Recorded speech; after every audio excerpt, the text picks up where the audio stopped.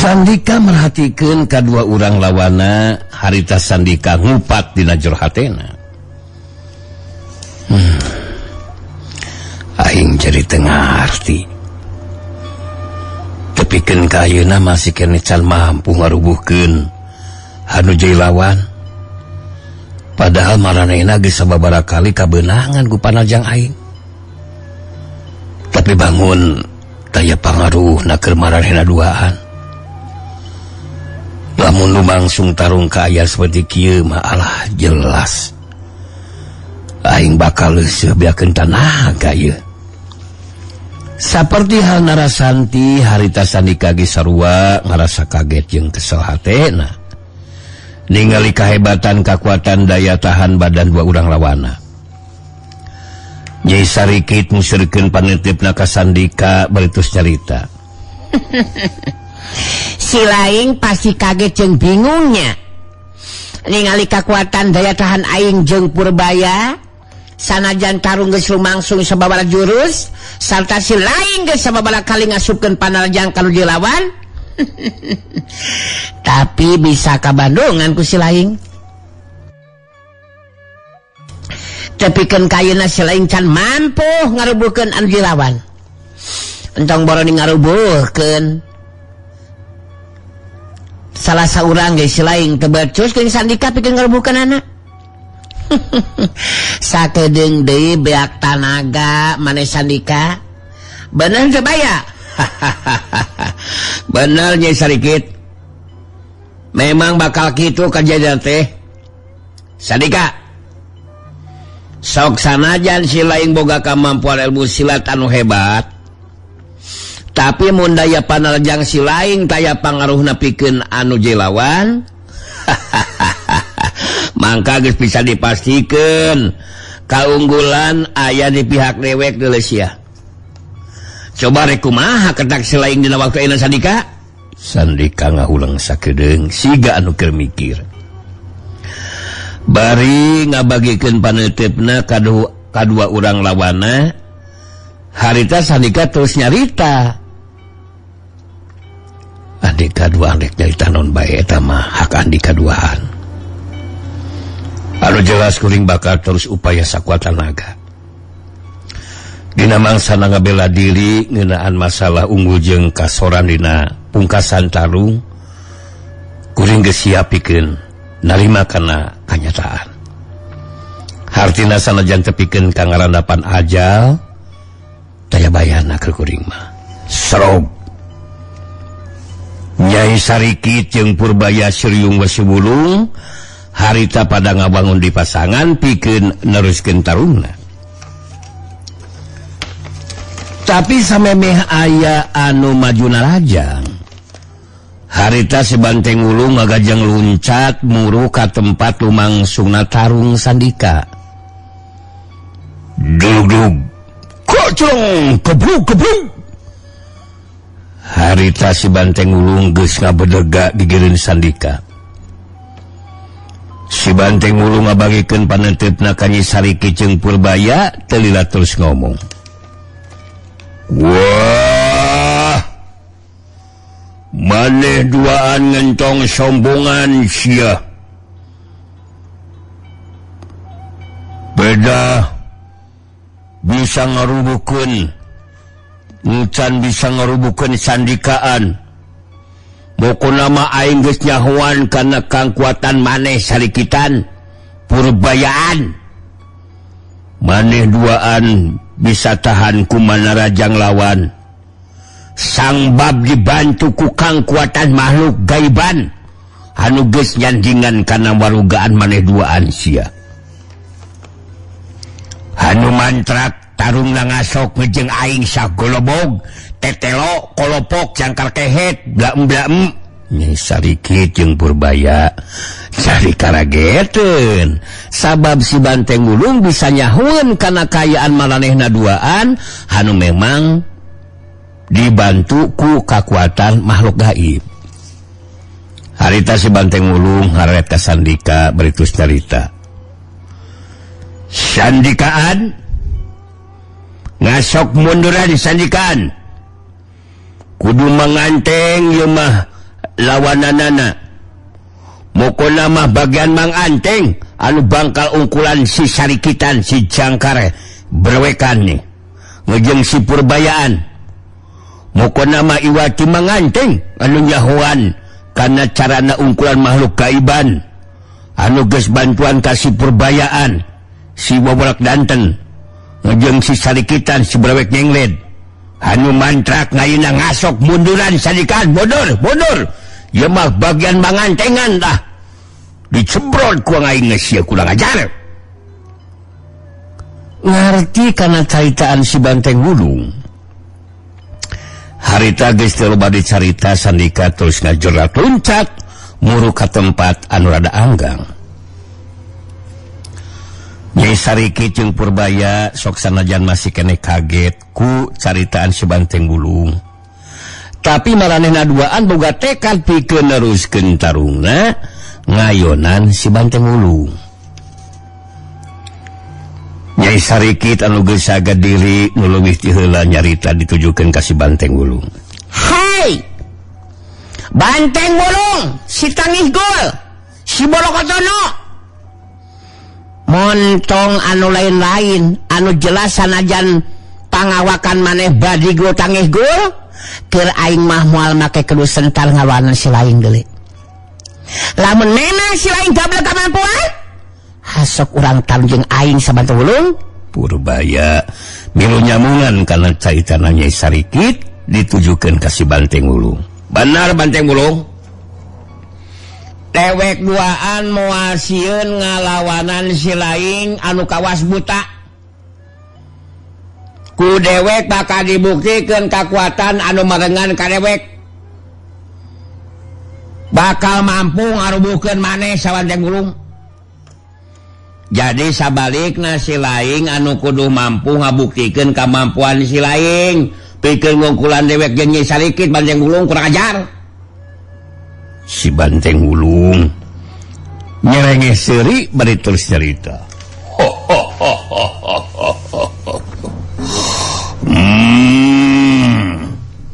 Maneh duaan hayang buktian kakuatan ngejeng kamampuan aing Syah Bolokotono. Hasok sia mimintian tarungna kolopok.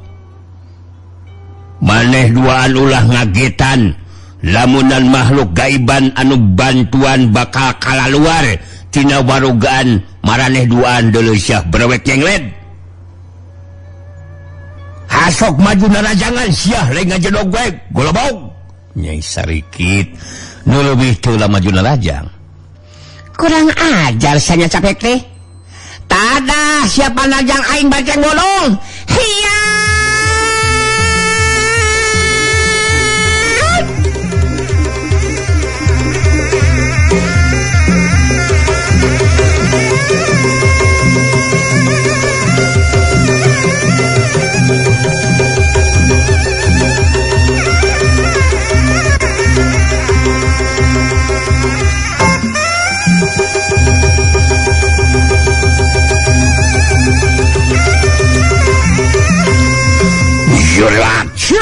Cilung Nyai Sarikit maju narajang dituturkeun ku Purbaya anu milu maju narajang.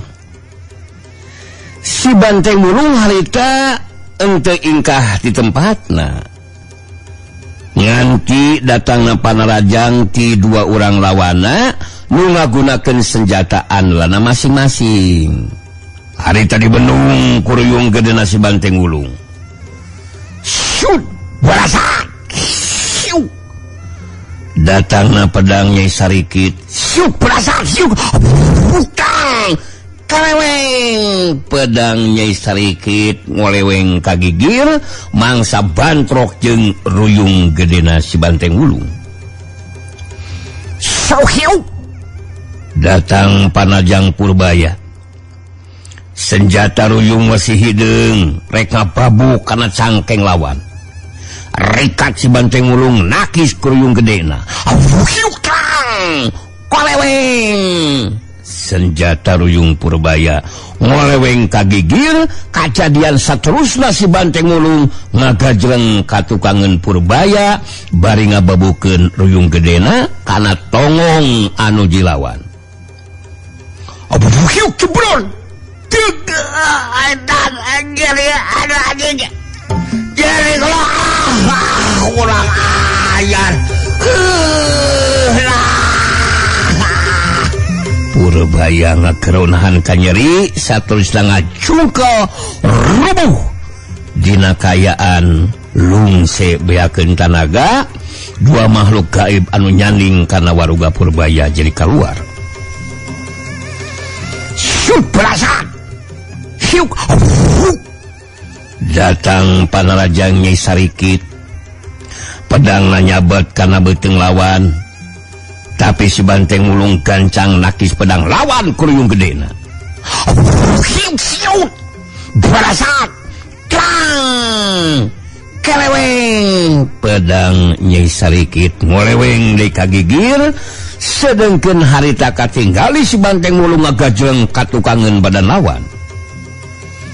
Samemeh Nyai Sarikit ngabalikeun badana harita babukan ruyung gedena ngahantem kana tonggongna. Hiuk cibrot desa. Nyeri setan. Nyeri anjing. Nyai Sarikit samu ngajerit saterusna ngacungkal dina kayaan leuseuh beakeun tanaga. Dua makhluk gaib anu nyaning kana warugana pada kalaluar. Si Banteng Mulung mancuh dina tangtunganana terus merhatikeun dua urang lawana anu geus dirubuhkeun bari nyarita. Ngasok sia berewek nyengkledan mudangan maneh duaan namun masih mampuan neruskeun narung masya si belekok ujubaran. Wah ngecekai ngogeneon sagolobog si Bangkarwara si calon neraka jahanaman.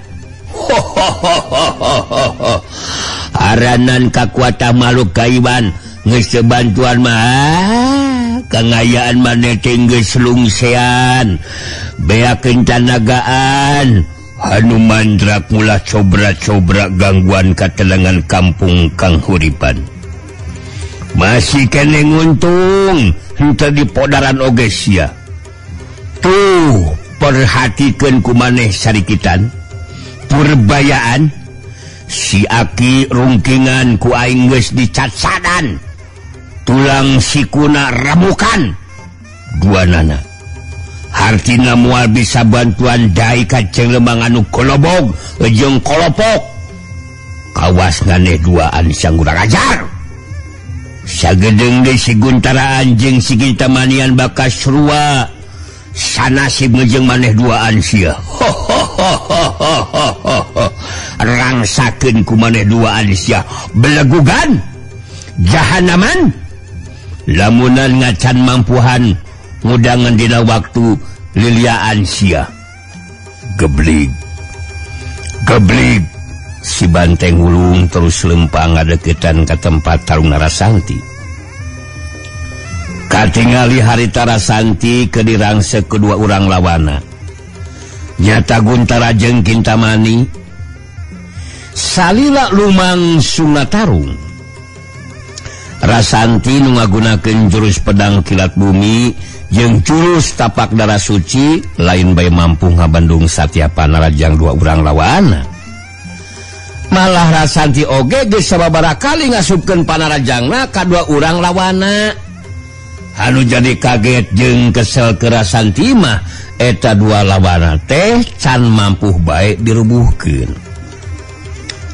Padahal mun salah saurang lawana bisa dirubuhkeun mah Rasanti tinggal ngelawanan saurang lawan deui tangteup moal bola teuing malah bisa leuwih gancang ngarubuhkeun nu jadi lawan.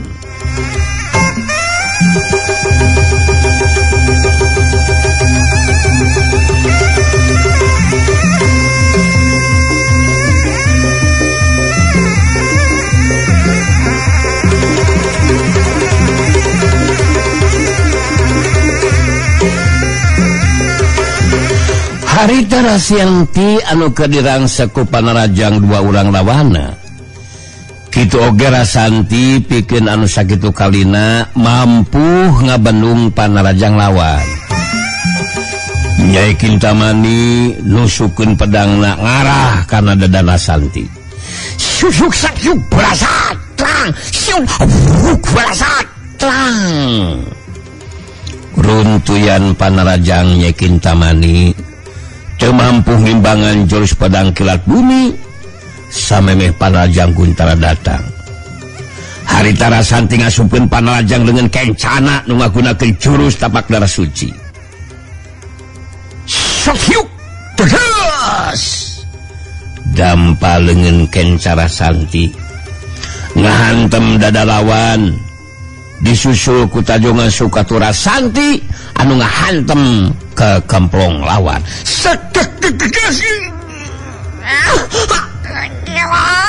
Jadah aing benang deui setan kurang ajar. Nyai Kintamani ngageronahan ka nyeri bari ngadaligdeug menurah sababaraha rengkah ka tukang.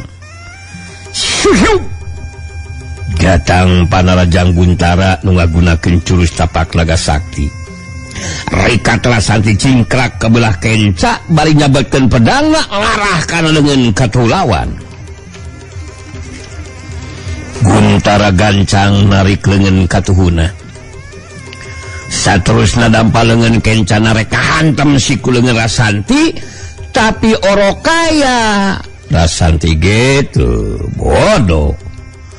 Harita samemeh Panarajang lawan kena kana sasaran Rasanti nyabetkeun di pedangna kana leungeun kenca lawan kapaksa Guntara narik Panarajang leungeun kencana.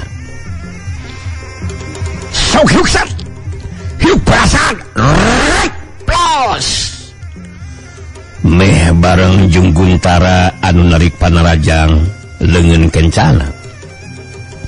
Harita dampaleungeun kenca Rasanti ngahantem kana dada lawan.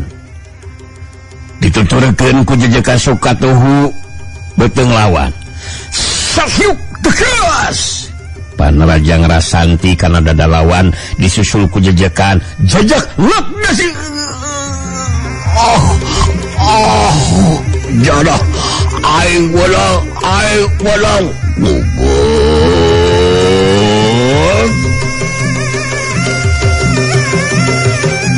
Guntara ngagaonahan ka nyeri bari ngahayungkung mundur ka tukang tapi seperti tadi teu bae meh dina waktu bareng Nyai Kintamani jeung Guntara marancukeun di tangtunganana dina kayaan teu sakara-kara. Rasanti ngabagikeun paneuteupeuna ka dua urang lawana. Bari jeung ngagerentos ngomong dina jero hatena. Boga kakuatan naon si Guntara jeung Kintamani nya. Bener-bener aneh. Teu kahal ku pikir teu kahontal ku akal. Panajang aing anu kena kana anggota badan. Bangun kaya pangaruh naon-naon, kakuatan daya tahan badan malaneh duaan.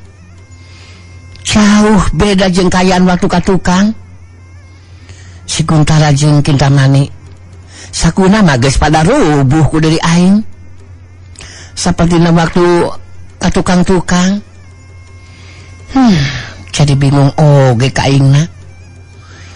Kumaha carana yang ngungkulan Guntara jeung Kintamani.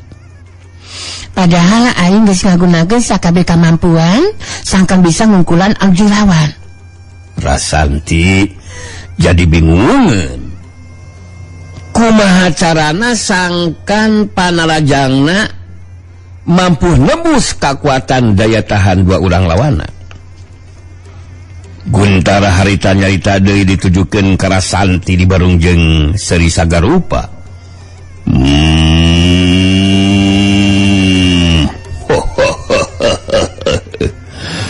Bingung Rasanti ye, bingung ye.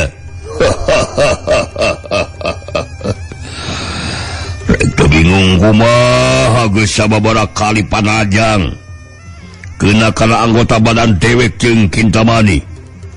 Tapi kayaan dua urang lawan si laing tetep teu kuring teu sakara-kara deuleu.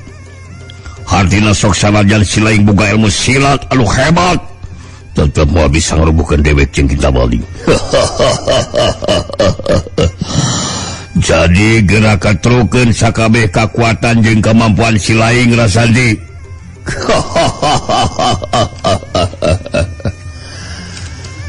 Nyai Kinta Mani anu geus ngarasa aya di pihak anu meunang angin, boga kayakinan bakal mampu ngabinasakeun nuju lawan. Nyai Kinta Mani musrikeun paneutepna ka Rasanti baritus carita. Memang bener maneh keur bingung dengan cara pikir ngukulan nuju lawan. Benernya eta mah peteh teuing pikiranku maneh Rasanti. Emang gua pikirin sanajan maneh puluhan kali ngasupkeun panalajang ka anggota badan aing, tetep taya pangaruh naon-naon deuleu. Hanu mata geus jadi hiji kapastian ye.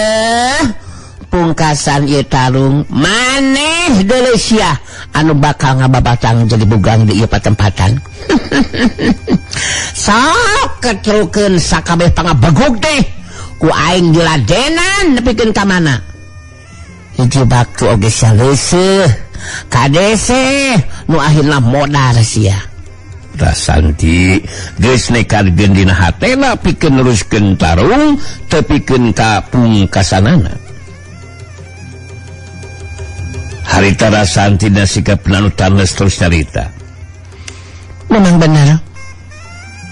Kuring mikiran kayaan di kaduaan anu beda jauh jeung kayaan waktu anu katukang-tukang. Kekuatan daya tahan badan anu kaduaan memang hebat. Tapi keur si Rasanti muarek munur sasiku ngejat satapak anu matak buktikeun caritan andi kaduaan mun bener mampu ngabinasakeun anu lawan. Srog Guntara harita nu leuwih teu heula ngawangun pasangan bari neuteup seukeut ka Rasanti. Dewek memang can bisa ngasupkeun panalajang Rasanti. Tapi si lain kudu ngarti si Rasanti kurang ajar.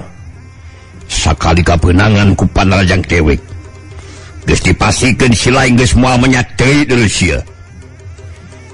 Ayeuna ku dewek bakal dibuktikeun panalajang dewek bakal keuna kana anggota badan si lain Rasanti. Geus waktuna si lain ngarasakeun kakuatan panalajang dewek deuleu. Hayo urang terus ke Rasanti tarulah hayo. Guntara anu geus rek maju narajang jadi kana gerakanana sabab ningali kadatangan si Banteng Ulung. Durug-durug keblig si Banteng Ulung nangtung di gila Rasanti terus nyarita ditujukeun ka Guntara jeung Nyai Kinta Mani. Wah, nganeh duaan pangihandai ngejeng aing sia Kinta Manian Guntaraan maraneh ngentong ngarasa geus menangan lamunan Rasantian ngacan bisa dirumpuhkeun lawan. Ngayeuna mah hayuh narungna ngejeng aing sia ku aing mah nganeh duaan dibengresan moal make lingla sakedeungan moge maneh duaan geus rupuhan ku aing sia. Urang acaran sia anu mantrak narungna hentre mudu ngejeng Rasantian sangalangupa sia urang ajaran ngejeng aing we ayeuna mah sanarungna. Kinta Manian Guntaraan si brewek nyengled si nongtot boim segala jubleg mukuna mah ngalah ngumaha ngoge ngaing anu bakal unggulan siang urang ajar si jelema cucumukan. Guntara murelang kasih Banteng Ulung baritus nyarita. Si lain montong ngabatut kamna karap sakudu ajar. dewek di barang mimiti nyaho ka si laing. Satrageus dicaja ku dewek kakuatan jeung kamampuan si laing. Saukur ngandalkeun pedasna tanaga luar Indonesia. Jadi mun si laing rek tarung ngalawanan dewek duaan, mangka akibatna si laing anu bakal rubuh sabatu ulung kurajar. Si Banteng Wulung Noel Karasanti bari terus nyarita. Ngeungeus kumaha nganteng we anu lawana si Guntaraan ngejeng si Kintamanian mah.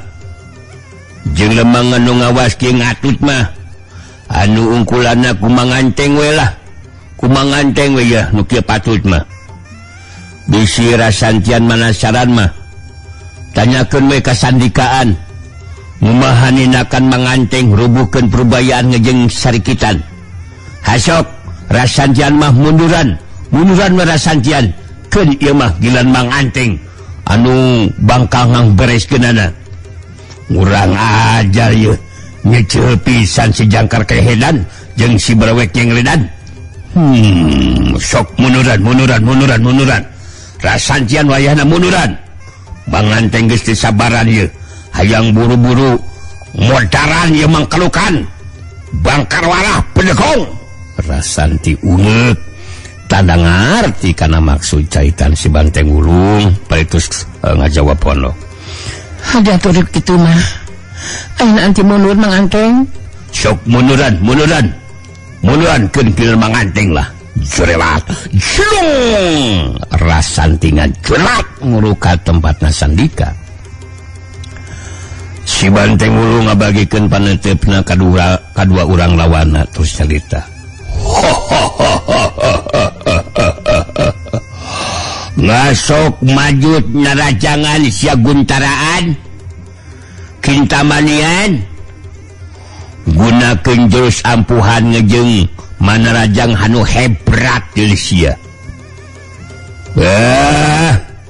Lamun si laing bangkar warah diasupkeun barak ku aing bejakeun ka Dede Mulyadian saku aing golobogan ngurang ajar. Hirup tengah saukur ngalaju nafsu bungkun sia. Sok lain curang-curang kawas manuk pis sia Kintamanian gunakeun jurus ampuhan oge narajang nu hebrat sia. Tong ngasa-hasa sok mumpung dising harapan ku aing si Banteng Wulungan. Wah, pabukan ku aing mah sia. Mane duaan mampuhan rubuhkeun aing napina hentong kaduhungan. Lamun nasiban maneh duaan surwa kawas si sarikitan ngejeng si Purbayaan. Anu mantrak hasok gancang majut narajangan siap brewek yengled jangkar kehed. Nyai Kintamani anu geus saga diri pikeun maju narajang neuteupseun ka si Banteng Wulung bari sapada harita.